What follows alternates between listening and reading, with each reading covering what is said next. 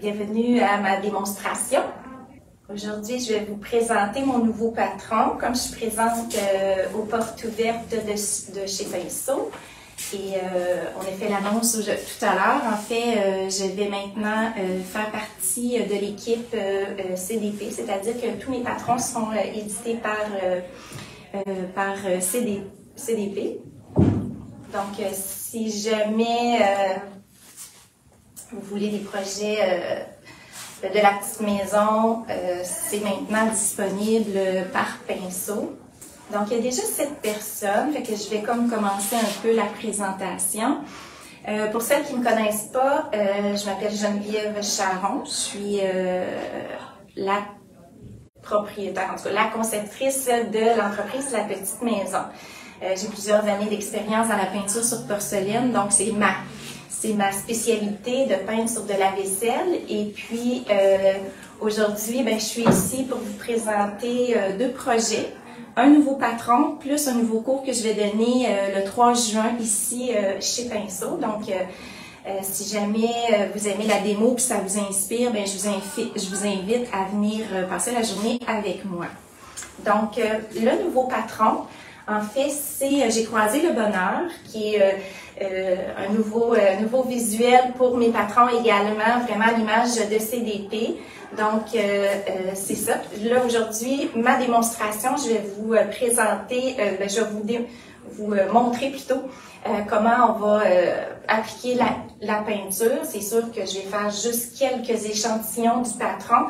Mais pour celles qui sont habituées à mes patrons, vous le savez, moi, je vous explique puis je vous mets beaucoup d'images pour bien vous expliquer. Fait que parfois, si vous avez l'impression que mes projets sont difficiles ou sont complexes, dites-vous que dans mes patrons, là, je prends le temps de bien vous expliquer comment réaliser la coloration puis les étapes pour arriver au projet final. Donc, moi, je m'installerai. On va faire quelques étapes de ce patron-là.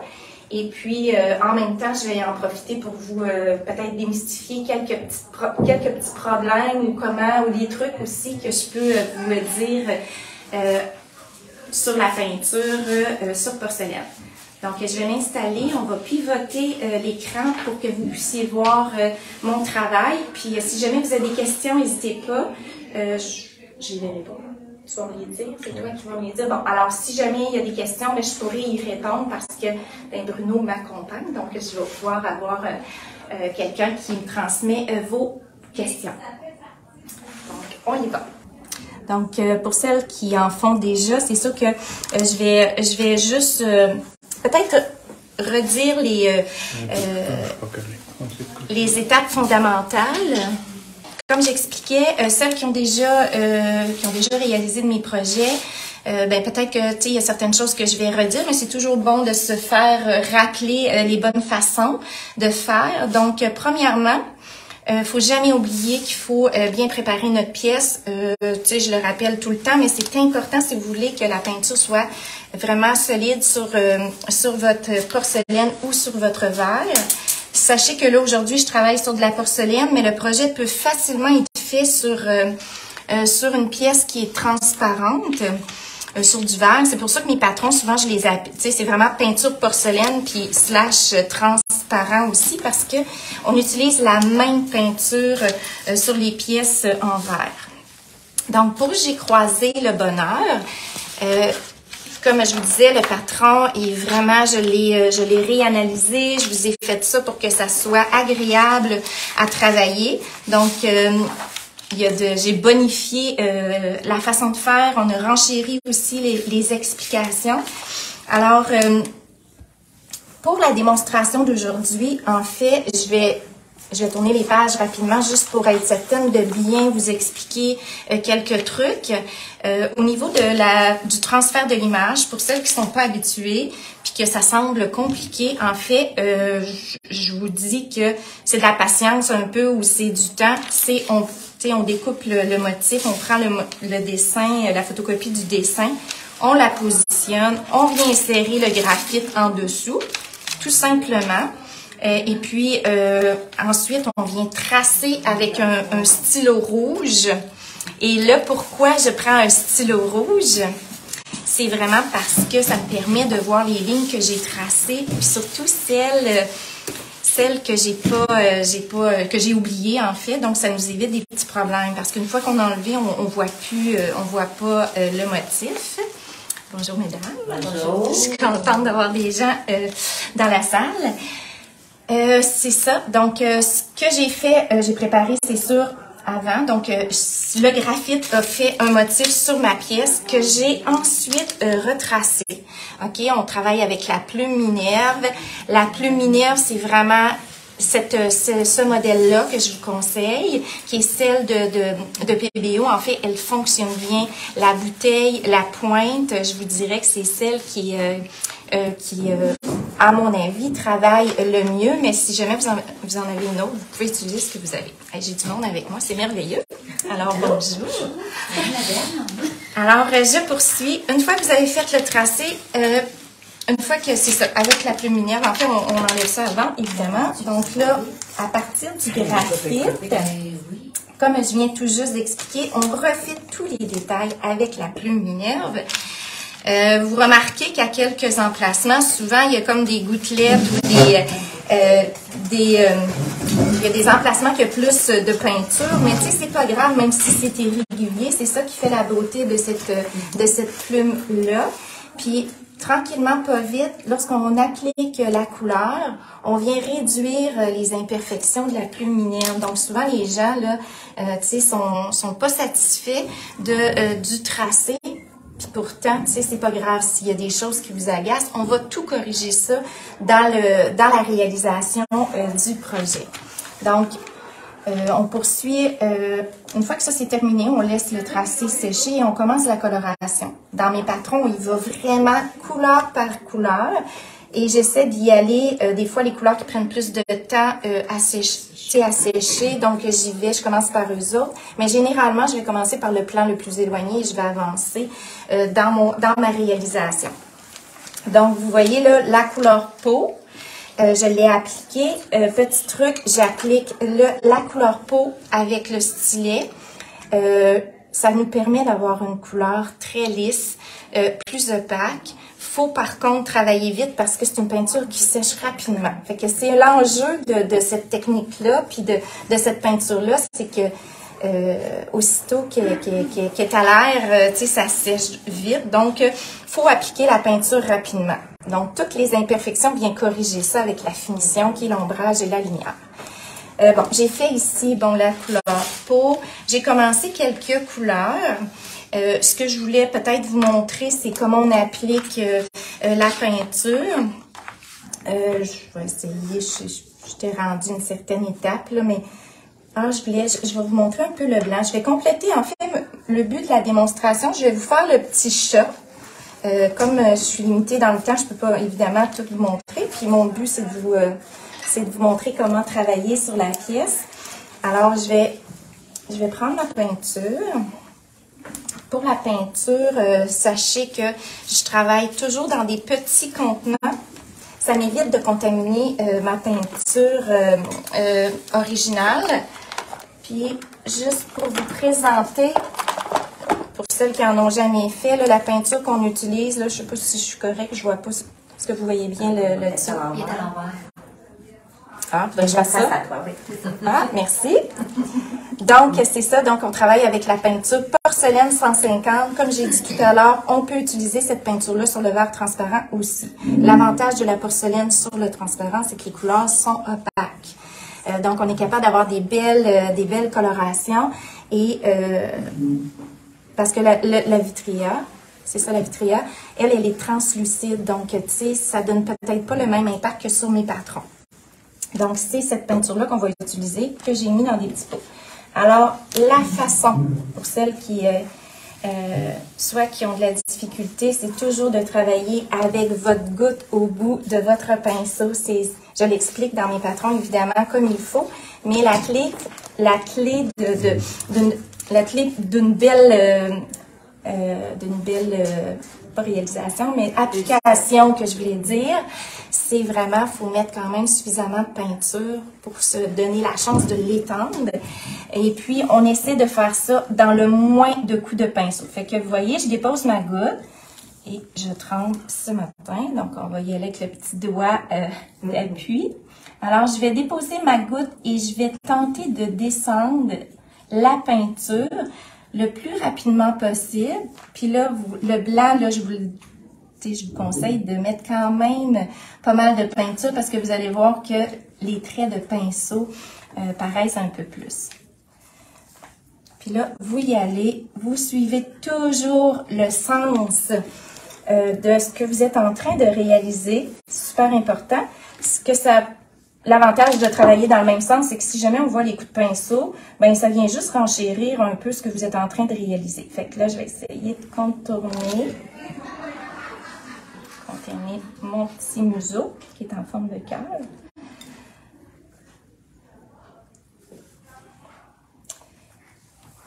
On va même, tu sais, tout corriger si jamais, comme là, j'ai accroché le cœur un peu. Bon, il va, on continue.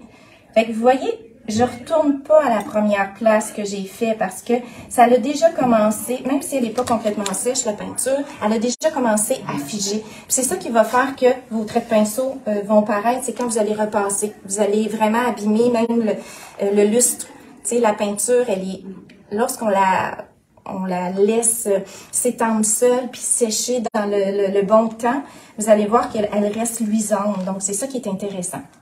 Alors, le blanc, comme je disais tout à l'heure, c'est une peinture qu'on doit en mettre un peu plus pour éviter de voir les coups de pinceau. Bon, là, je vais y aller grossièrement. Ici, on avait la manche.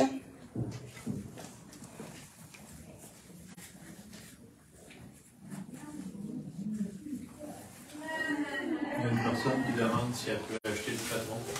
Bien sûr! Le but du projet, c'est justement de vous présenter un nouveau patron dans le but que vous vous en procurez un. En fait, c'est disponible sur le site de Pinceau. Vous pouvez l'acheter en boutique ou bien en ligne.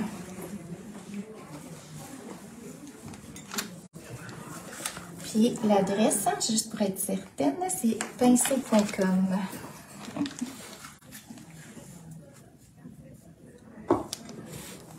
Donc là, comme je vous dis, on applique, on essaie d'y aller assez rapidement et on ne revient pas sur la peinture qu'on a fait un peu avant. Je pourrais peut-être vous montrer les pétales de fleurs, la façon que c'est rare que j'utilise la pointe de mon pinceau, mais tu sais, dans ce projet-là, les pétales, souvent, je vais appliquer ma peinture une première fois. Et là, je pèse. Souvent, je dis que vous ne devez pas peser sur vos poils de pinceau, là, mais ici, là, on se le permet parce qu'on veut avoir des petites lignes qui vont aller chercher la transparence de la pièce, qui va donner l'effet l'effet de pétale un peu plus. Donc, je vais refaire cette fleur-là ici. Puis, remarquez que je pars toujours du haut et j'essaie d'aller jusqu'en bas. Tu sais, j'arrête jamais au milieu de ma forme. C'est là qu'on va voir le coup de pinceau.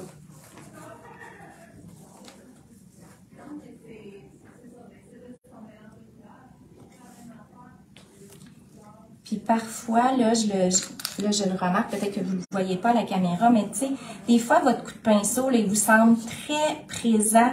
Mais une fois que la peinture, elle a pris sa place, là, ça vient comme s'atténuer. Donc, tu sais, des fois, on est mieux de laisser reposer la peinture au lieu d'aller retoucher puis de risquer de briser la luisance ou de créer encore plus de traits dans votre peinture. Alors, on y va.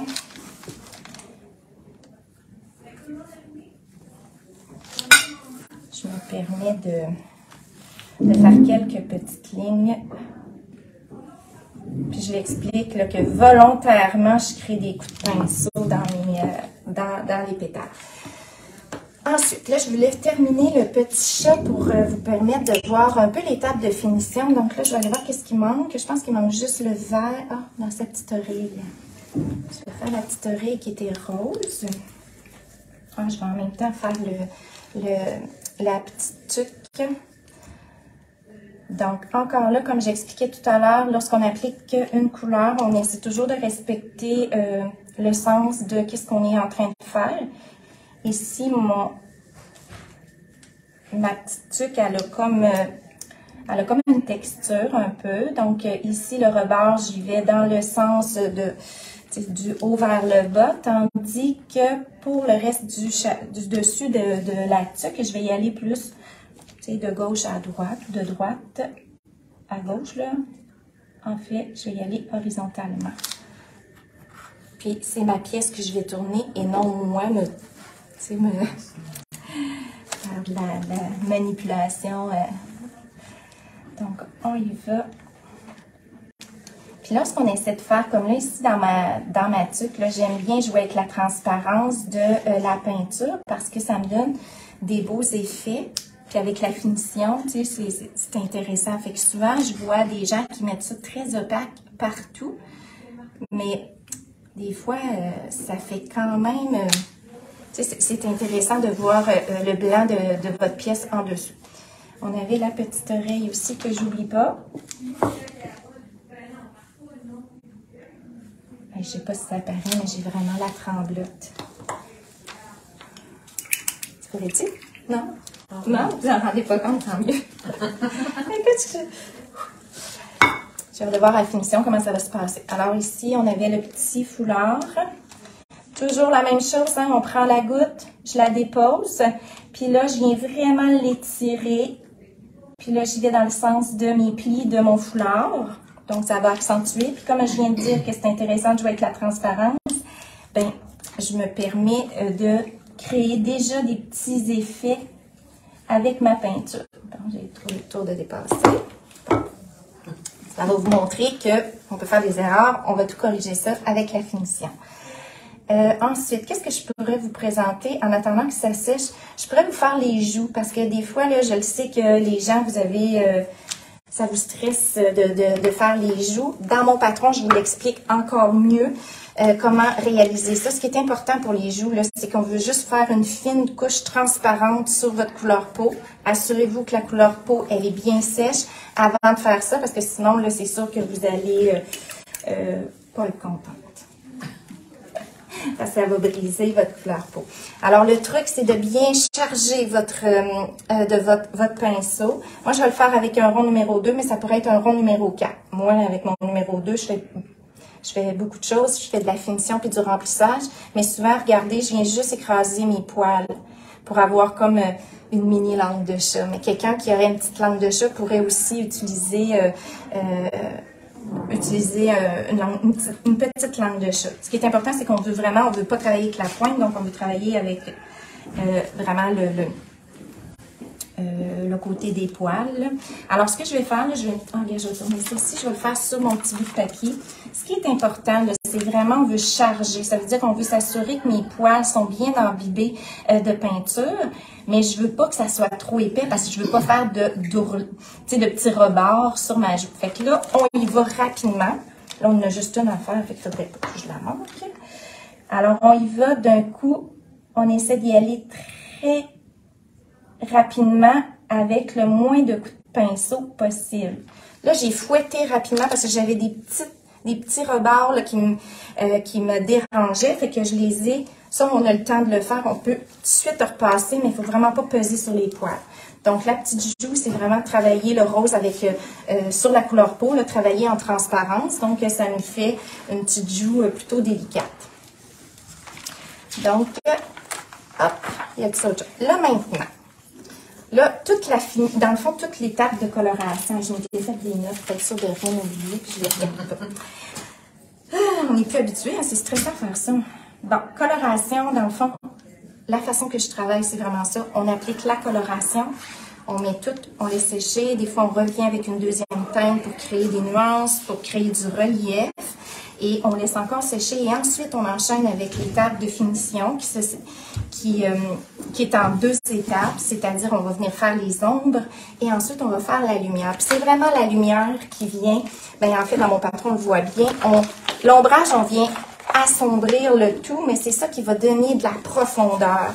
Fait que souvent, on va vite à cette étape-là, mais pourtant, c'est l'étape, à mon avis, l'étape de finition, c'est les deux étapes qui viennent toutes donner le caractère à votre dessin. On peut remarquer, il y a des profondeurs, il y a des nouvelles textures qui vont arriver. Et ensuite, moi, j'aime beaucoup jouer avec des très petites lignes. Fait que là, tout à l'heure, c'est ce que je veux vous montrer, comment réussir à faire mes petites lignes de lumière. Parce que souvent, je vais venir ici, là, je sais pas si vous voyez, mais tu sais, j'ai quand même fait un petit carotté pour venir accentuer. Dans le fond, c'est des petits détails, mais c'est ce qui fait que ça crée un motif intéressant, puis avec un style, je vais dire ça comme ça. Je suis pas certaine que c'est complètement sec, mais je peux quand même, je vais faire un peu d'ombrage dans les cheveux. C'était ça le but d'avoir préparé un peu de mèche dans la chevelure. Pour l'ombrage, moi j'utilise, je l'appelle encore la couleur momie. Évidemment, la couleur momie, elle est discontinuée depuis quelques années. C'est vraiment plate, mais il faut vivre avec. Mais on a une recette qui ressemble beaucoup. Sinon, évidemment, vous pouvez prendre du noir, mais le noir va plus grisonner votre dessin. Mais tu sais, ça peut toujours aller. Là, moi, j'ai préparé mon mélange. Là, le mélange est indiqué comment faire. Il est très facile à faire. Là, c'est pas... je dirais qu'on ne peut pas manquer notre brun. Parce que le momie, en fait, c'est vraiment un brun chocolat. Et ça nous permet de faire un ombrage que je dis plus chaleureux que juste du gris, juste avec le noir. Puis, juste un petit conseil, quand on fait l'ombrage, c'est pas un conseil, mais c'est plus quelque chose que je veux que vous remarquiez. C'est vraiment qu'il faut jouer avec de l'ombrage plus opaque et avec de l'ombrage plus transparent. Vu qu'on veut créer de la rondeur ou du relief, donc c'est ça qui va venir créer des nuances différentes dans notre couleur. Alors moi, j'y vais avec le numéro 2. Pour mes cheveux, sont presque toutes faites de la même façon. J'y vais avec une couleur plus claire dans le fond. Comme couleur de base. Et ensuite, je viens remodeler avec l'ombrage, avec le momie. Donc là, je vais commencer par le petit côté. Ben non, je vais commencer par le toupette ici, là. Alors, on y va toujours de la même façon. Je dépose ma goutte et j'y vais rapidement et j'étire jusqu'au bout. Alors, j'arrête pas mon trait en plein milieu. Puis, remarquez que je laisse le petit rebord de peinture. Là. Des fois, ça nous agace, mais pour certaines applications, on l'aime, le petit rebord. Alors, j'y vais doucement. Je laisse jouer avec la transparence, justement, de ce brun foncé-là. On vient teindre un peu notre orangé. Puis vous allez voir, là, on vient tout remodeler. C'est ça, c'est un peu cette étape-là qui vient redéfinir, on vient corriger les petites imperfections si on a dépassé ou qu'il y a des choses qu'on aime un peu moins. Bien, avec l'ombrage, on peut venir quand même corriger beaucoup de petites imperfections qui pourraient nous déranger. Alors, je continue avec l'autre couette. Hop.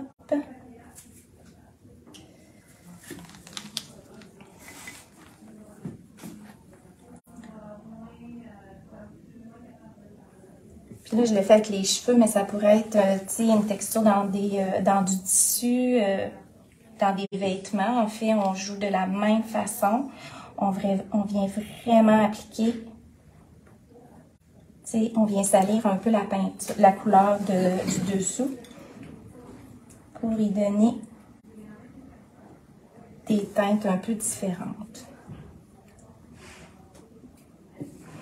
Puis comme on la travaille vraiment en fine couche, on ne peut pas revenir on ne revient jamais.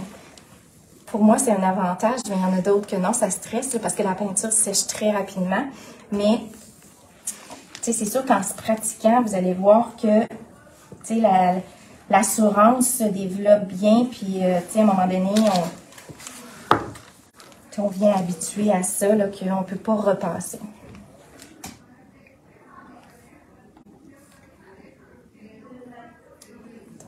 hop, je vais accélérer.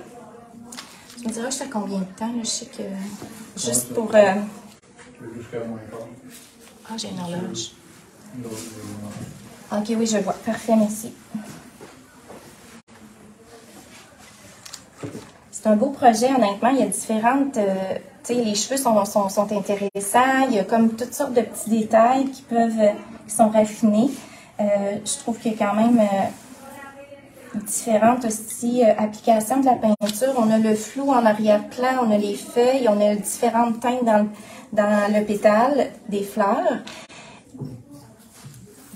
Donc, je pense que quelqu'un qui a le goût d'essayer la peinture, c'est sûr avec le patron, ça vous permet d'explorer plusieurs façons de peindre sur de la porcelaine. Ensuite, bon, là, j'étais comme rendue, je crois que c'est sec. Oui. Je vais vous faire le petit menu aussi.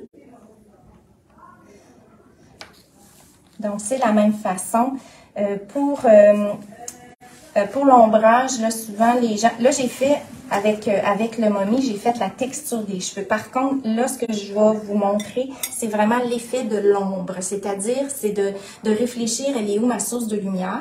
Et le côté opposé, c'est l'ombrage. Ça, c'est un peu abstrait pour plusieurs personnes, mais plus qu'on se pratique, puis il faut vraiment concrètement l'imaginer, là. Tu sais, souvent, c'est ça, je vous le dessine ici dans le patron, j'ai la source, mettons, j'ai mis un soleil, puis tout ce qui est, tu sais, les rayons de soleil viennent vraiment frapper un seul côté. Fait que ta source de lumière, là, si elle est ici, si elle est vraiment à droite, ben, on viendra pas ombrager le côté droit des éléments. Parfois, je viens ajouter un peu d'ombrage, mais c'est vraiment pour donner du volume ou redéfinir. Mais lorsqu'on comprend bien l'emplacement de l'ombrage, tu sais, ça vient donner un peu de volume aussi. Donc, c'est le but d'essayer de comprendre où on met l'ombrage. Alors, je vous ai dit que ma source de lumière est à droite, donc je vais travailler les côtés gauche de mes surfaces que je viens remodeler. Donc, la petite oreille ici, puis je l'explique, oui, je pense que oui, mais quand vous faites le projet avec moi, mettons dans un séminaire, je mets vraiment l'accent sur, on décompose le dessin en petites formes. Ça veut dire que là, ici, mettons que je commence par l'intérieur de l'oreille. Pour moi, c'est un petit triangle qui a un côté gauche. Alors, je continue avec la deuxième partie de l'oreille. Même chose, c'est un triangle avec un petit côté gauche. C'est sûr que là, je me permets de venir remodeler. Mais c'est juste pour venir rehausser les détails. Alors, on vient côté gauche toujours de la tête. Fait que la tête, pour moi, c'est une forme. Fait qu'au moment où vous comprenez que votre dessin, c'est des formes, puis que chaque forme peut être ombragée de son côté gauche, ben vous allez voir après ça s'applique. Tu sais, on y va logiquement, tout simplement. Puis, parfois, on vient accentuer la texture. Comme là, c'est du poil. Fait que je me permets de faire des petits coups de pinceau.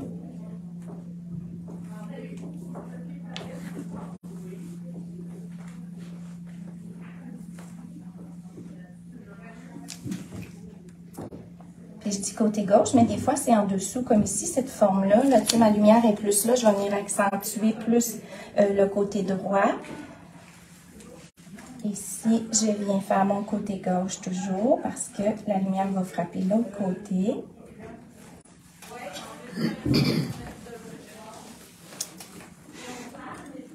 Je vais refaire mon petit museau. Puis, tu sais, pour celles qui sont moins habituées, là, souvent, là, le truc, allez-y, léger, je vais dire ça comme ça. Là, vous n'êtes pas obligé d'en mettre autant que moi, là. C'est sûr que moi, je connais mes dessins, puis que, tu sais, je les comprends bien, mes dessins, fait que je le sais qu'il y a des plis, je sais qu'il y a des petits poils ou des... fait que ça, c'est quelque chose que, tu sais, des fois, allez-y, c'est mieux de pas trop ombrager. C'est plus facile d'en ajouter de l'ombrage que d'en enlever. Donc, le truc, c'est allez-y peut-être léger dans votre interprétation, puis après ça, si vous jugez que ça pourrait être joli d'en ajouter, ben on en ajoute par après. Fait que, là, je bouge mon assiette, je sais pas si je suis encore dans...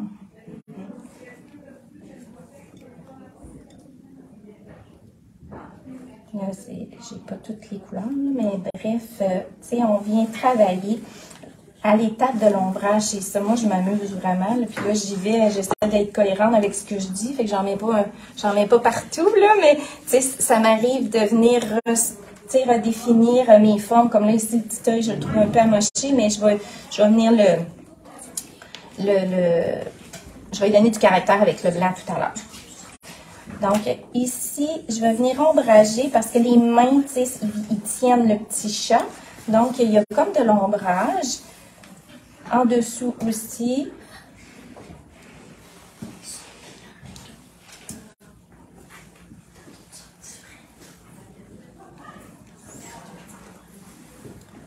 Est-ce que parmi celles qui sont présentes, est-ce que... Ben, j'ai des visages que je reconnais. Il y en a qui ont déjà fait des cours avec moi. C'est ça. C'était... Lequel qu'on a fait ensemble? C'était les bonhommes de neige. OK. Avec les petits animaux, hein? C'est ça, la branche puis le hibou. Parfait. Ouais. Ben, j'en profite, Crème, pour inviter les gens, si jamais vous avez le goût de venir peindre avec moi, c'est encore mieux quand on fait un projet en entier.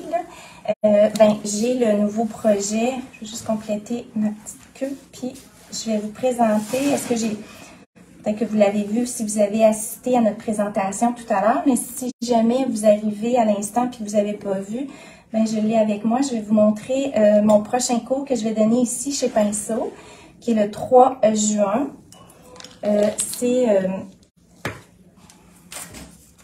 Alors, le projet que j'ai présenté, comme ça, hein? Non, comme ça? OK. Alors, le projet que j'ai présenté, c'est mes petits personnages habituels, évidemment, qui fait une petite cueillette, une récolte de fraises.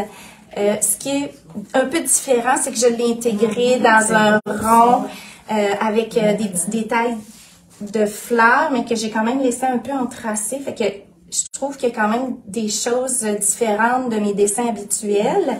Le ciel avec les nuages, qu'on revient par après, on vient refaire des nuages. Fait que ça, c'est le fun de voir comment. L'ombrage aussi des arbres, là, il y a quand même une petite façon que j'ai appliqué la peinture. Toutes les dégradés.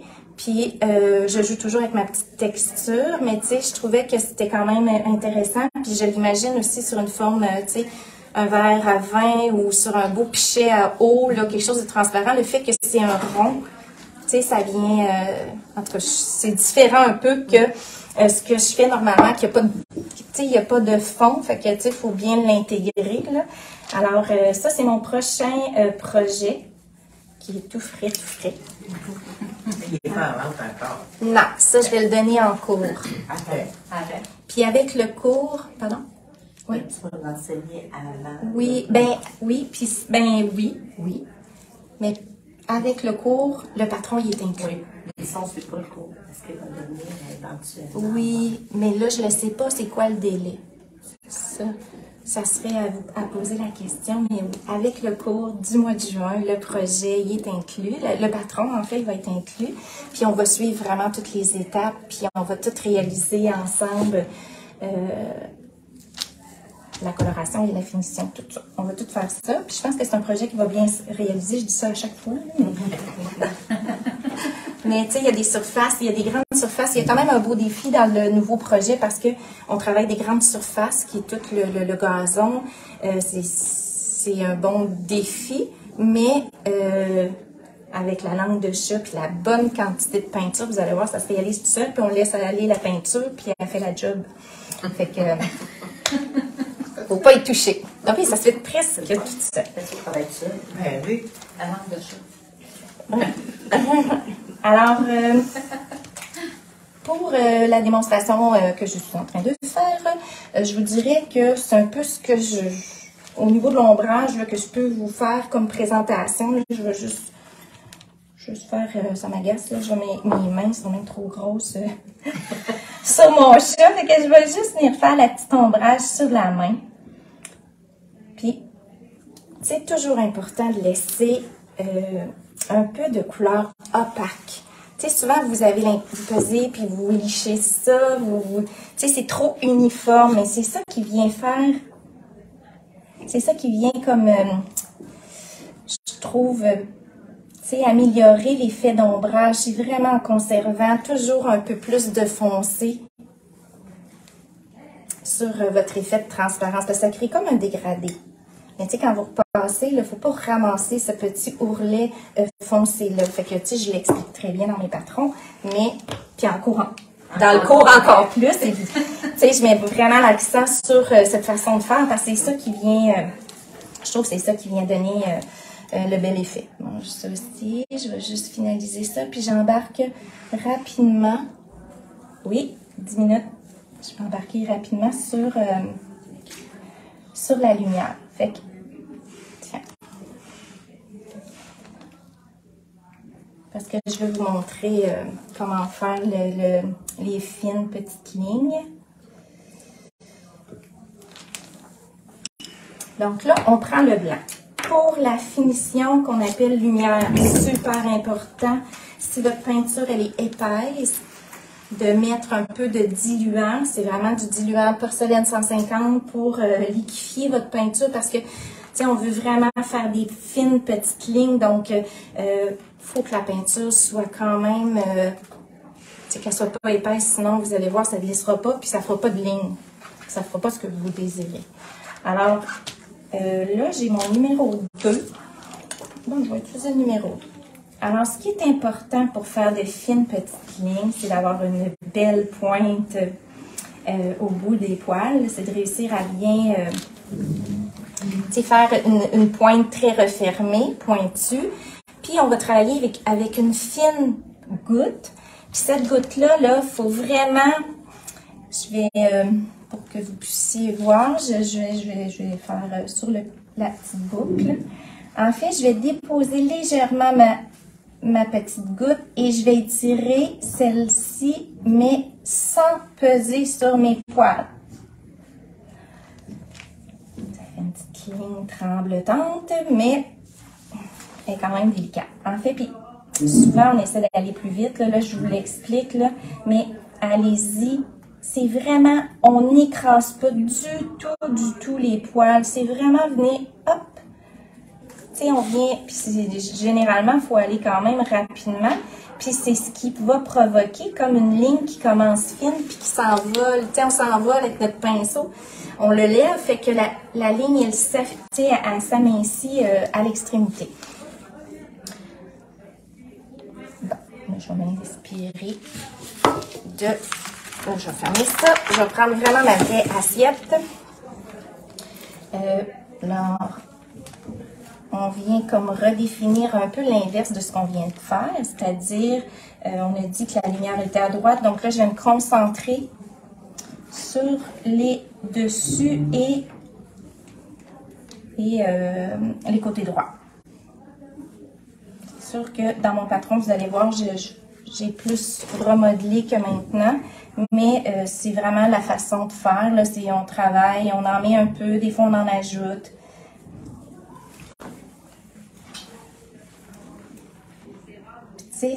C'est de la spontanéité aussi. C'est quand on hésite que ça fait des traits un peu moins fluides. Donc, faites-vous confiance. Puis, tout se répare. Moi, c'est ce que...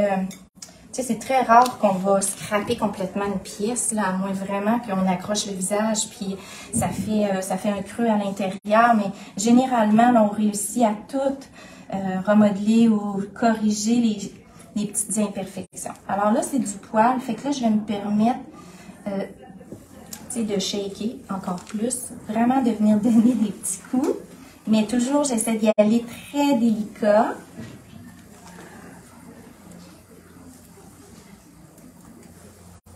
On y donne un petit effet. Là. Des fois, je repasse un peu sur la couleur initiale. Dans le fond, la couleur qui est de base.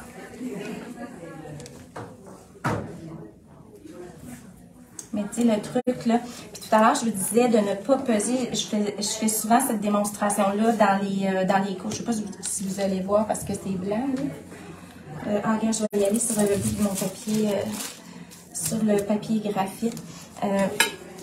vous l'avez peut-être déjà vu, ma démonstration, mais regardez, est-ce que vous voyez bien?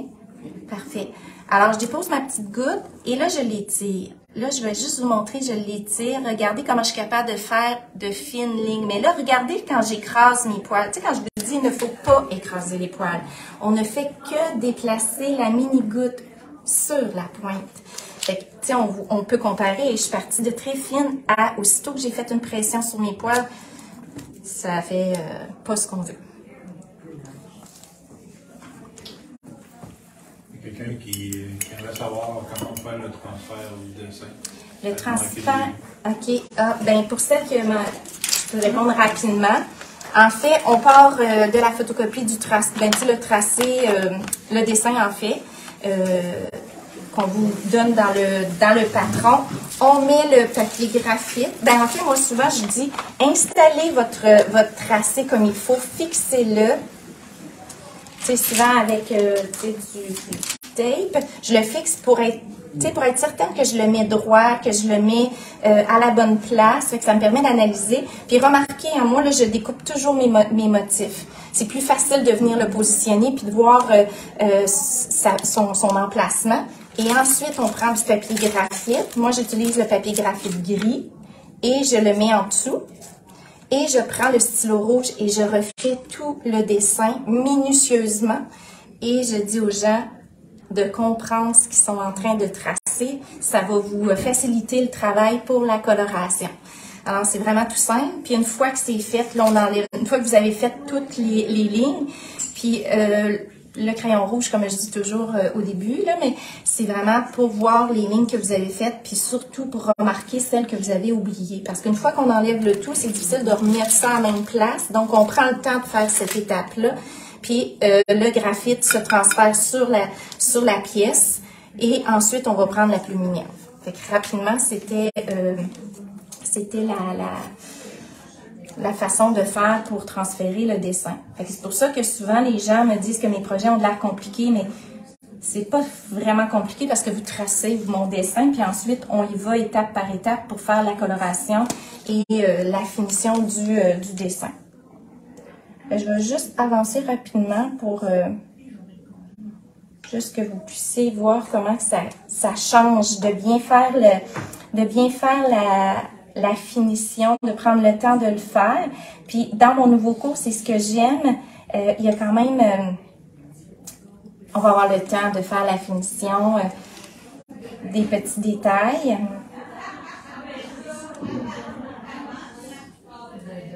Le truc, c'est quand même d'y aller vite, de façon le plus spontanée pour avoir des coups de pinceau naturels. Comme on travaille du poil, c'est sûr que là, je me permets de dépasser puis de faire un peu d'effet de petites lignes qui reproduit le poil.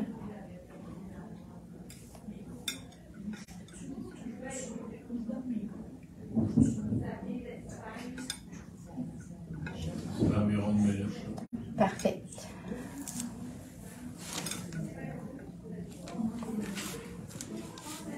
Ça vous montre un peu toutes les étapes qu'on voit soit dans mes patrons ou en cours.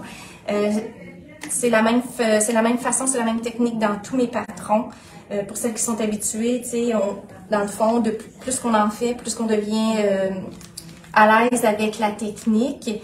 Puis souvent, vous créez même votre propre effet. Là, moi, je le travaille de cette façon-là, mais souvent, les gens vont le travailler autrement, puis ça donne un autre style de peinture. Ben, c'est le même dessin, mais des fois, le coup de pinceau est différent et ça paraît, ça peut être intéressant aussi. Donc, ma démonstration serait terminée. Fait que je vous invite à venir peindre avec moi le 3 juin pour celles qui ont le goût de découvrir ma technique. Sinon, si vous avez le goût de voir tous les patrons, ben, c'est maintenant disponible sur le site internet de Pinceau.